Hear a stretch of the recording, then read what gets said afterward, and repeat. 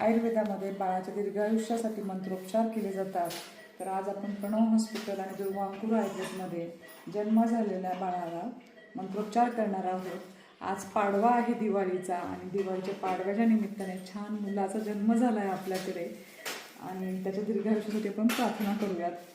अहिरसी आयुरसी सर्वतः प्रतिष्ठा असी धातात्वा दधातु विधातात्वा दधातु ब्रह्मवर्चस्वा भव सोम सूर्य तथा अश्विनो भगो अथ मित्रं वीरं ददतु मे सुतं. हे बाळा, तू सूर्यासारखा तेजस्वी हो. तुझ्या येण्याने घराण्याची प्रतिष्ठा वाढू दे. तुझं शारीरिक व मानसिक आरोग्य चांगलं राहू दे.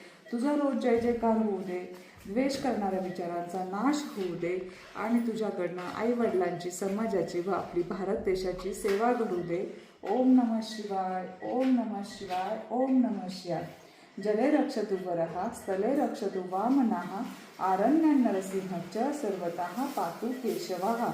पाण्यात वराह रक्षण करो, जमिनीवर वामन रक्षण करो, आरण्यात नरसिंह तर इतर ठिकाणी श्री केशव रक्षण करो. जय श्रीराम, जय श्रीराम, जय श्रीराम.